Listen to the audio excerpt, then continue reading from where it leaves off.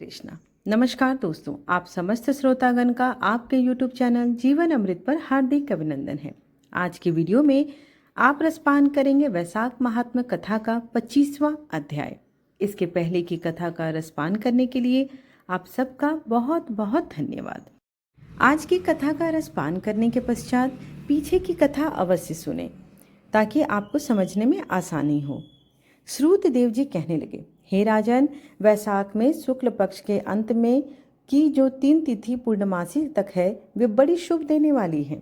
ये तीनों तिथि पुष्करणी कहलाती हैं। ये समस्त पापों को दूर करने वाली हैं।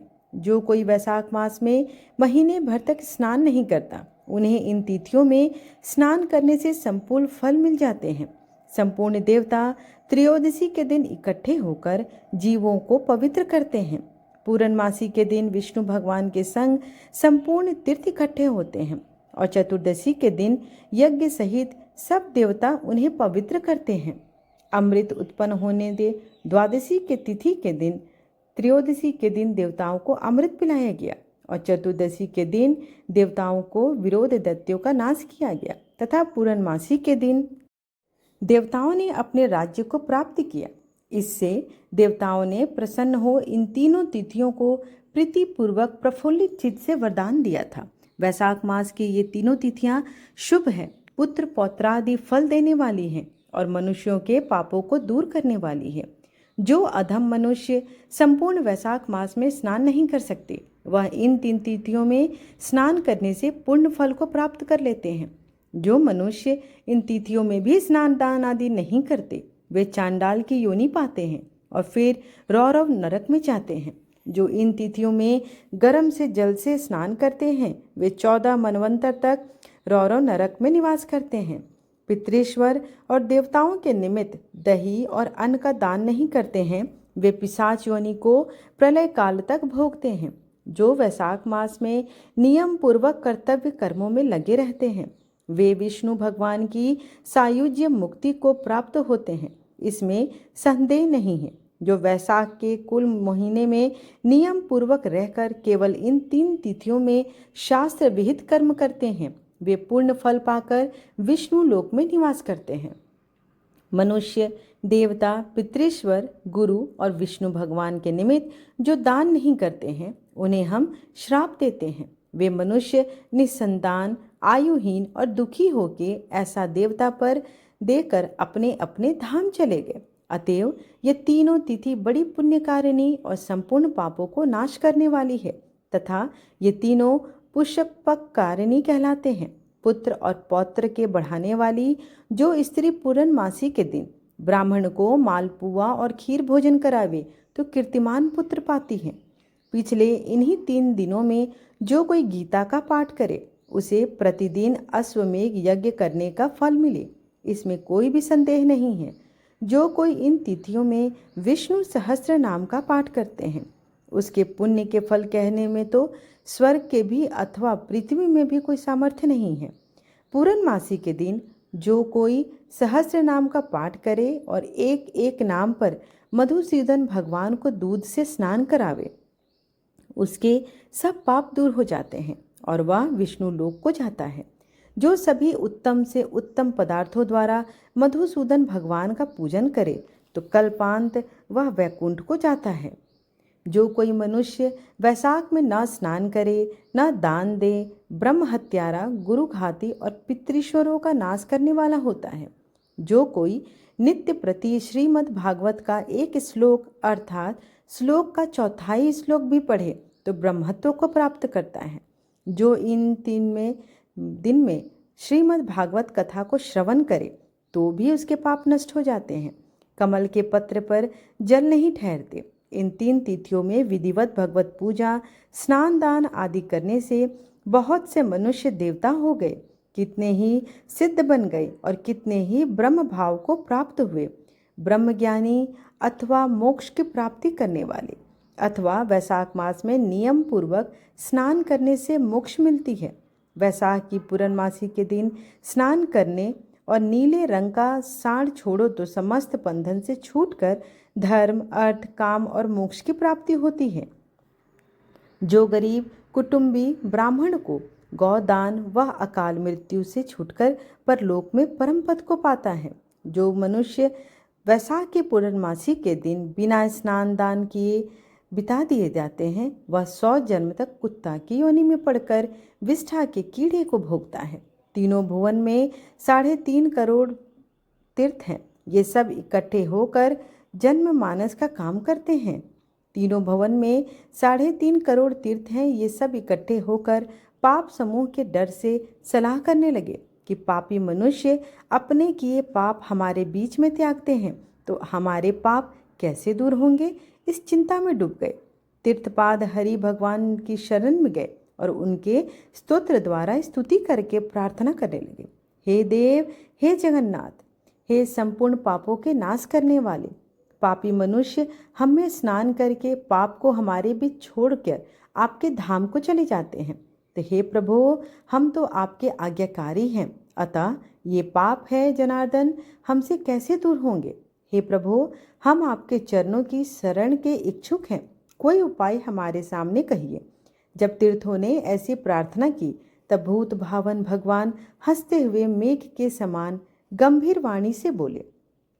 वैसाख के महीने में मेष की संक्रांति में शुक्ल पक्ष में जो अंत के 3 दिन हैं, वे 3 दिन सर्व तीर्थ में पुण्य रूप हैं और मेरे प्राण प्यारे हैं। इनमें सूर्योदय से पहले स्नान कर जल से बाहर आ जाए, जिससे सब प्रकार के पाप से छूट जाए और निर्मल हो जाए। उन 3 दिवसों के बीच जो कोई स्नान नहीं करते, उन मनुष्यों में ही पाप स्थित रहता है।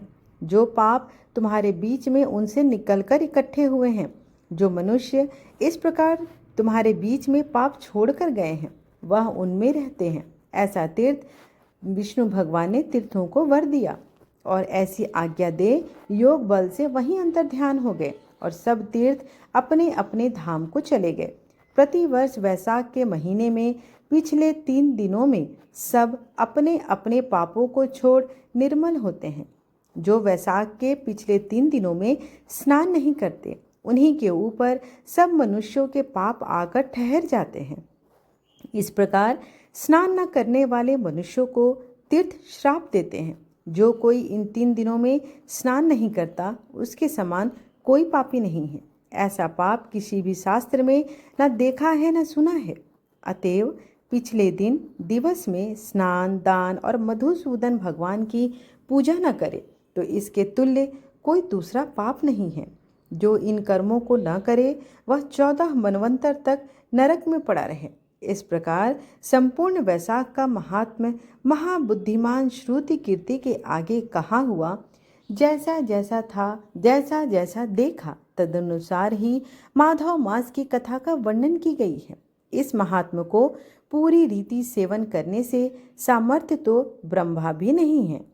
पिछले कैलाश के शिखर पर बैठकर पार्वती जी ने महादेव जी से पूछा, तब महादेव जी ने 100 वर्ष तक यही कथा कहते रहे तो भी पूरी हुई। तब असमर्थ हो चुप हो गए। विष्णु भगवान जगन्नाथ श्री नारायण बिना कोई भी पूर्णतया वैसाख मास को वर्णन कर सके। पिछले सब ऋषियों ने मनुष्यों के हित की इच्छा में से थोड़ा थोड़ा वैसाख मास वर्णन किया, परंतु हे राजन, किसी के अंत नहीं पाया। असमर्थ होकर सब बैठ गए। तू वैसाख मास में स्नान आदि सत्कर्म कर, इनसे निश्चय ही मुक्ति मिलेगी। ऐसा मिथिला पित राजा जनक को समझाकर श्रुत देव जी राजा से पूछकर जाने का विचार करने लगे। तो राजा को एक साथ अलाहत उत्पन्न हुआ, नेत्रों से जल टपकने लगा। तब उत्सव करने में प्रवृत्त हुआ और अपनी वृद्ध के लिए श्रुत देव जी की पालकी में बैठाकर ग्राम की प्रदक्षिणा कर चतुरांगणी सेना को संग भेजा और पीछे पीछे स्वयं चला।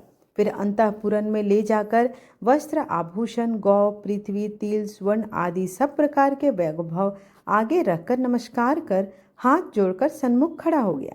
तब महातेजस्वी महायशस्वी श्रुत देव जी अत्यंत संतुष्ट होकर प्रसन्नता पूर्वक अपने धाम को गए। तब नारद जी कहने लगे, हे राजा अम्बरीश, यह परम अद्भुत व्याख्या मैंने तुम्हारे सम्मुख वर्णन किया, जिसके सुनने से ही संपूर्ण पाप नष्ट हो जाते हैं और सब प्रकार की संपत्ति मिलती है। इसी से भोग, ज्ञान और मोक्ष प्राप्त होते हैं।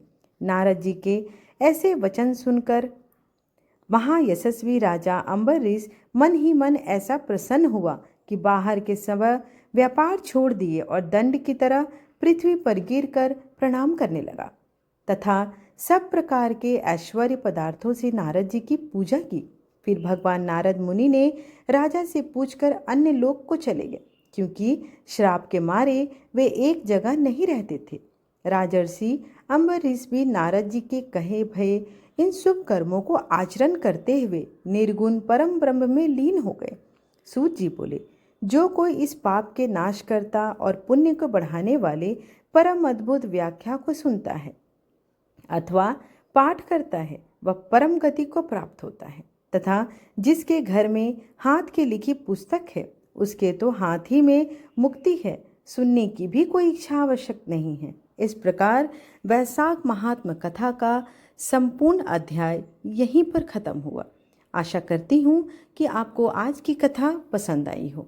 आइए अब भगवान श्री हरि की आरती करते हैं। आइए अब भगवान श्री कृष्ण की आरती करते हैं। आरती कुंज बिहारी की, श्री गिरधर कृष्ण मुरारी की। आरती कुंज बिहारी की, श्री गिरधर कृष्ण मुरारी की। गले में वैजंती माला, बजावे मुरली मधुर बाला। श्रवण में कुंडल झलकाला, नंद के आनंद नंद लाला। गगन सम अंध कांति काली, राधिका चमक रही आली। लतन में ठाढ़े वनमाली, भ्रमर सी अलक कस्तूरी तिलक।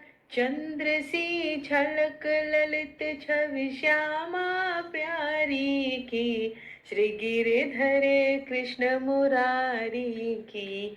आरती कुंज बिहारी की, श्री गिरधर कृष्ण मुरारी की। कनकमय मोर मुकुट बिल से, देवता दर्शन को तरसे। गगन सो सुमन राशि बरसे, बजे मुरचंग मधुर मृदंग। ग्वालिनी संग अतुल रति गोप कुमारी की, श्री गिरधर कृष्ण मुरारी की। आरती कुंज बिहारी की, श्री गिरधर कृष्ण मुरारी की। जहाँ ते प्रकट भई गंगा, सकल मलिहारिणी श्री गंगा। स्मरण ते होत मोह भंगा, बसी शिव शीस जटा के बीच। हरे अध कीच चरण छवि श्री बनवारी की, श्री गिरधर कृष्ण मुरारी की। आरती कुंज बिहारी की, श्री गिरधर कृष्ण मुरारी की। चमकती उज्ज्वल तट रेणु, बज रही वृंदावन बेनु। चहु दिशि गोपी ग्वाल धेनु, हसत मृदु मंद चांदनी चंद्र। कटत भव फंद टेढ़ सुरुदीन दुखारी की, श्री गिरधर कृष्ण मुरारी की। आरती कुंज बिहारी की, श्री गिरधर कृष्ण मुरारी की।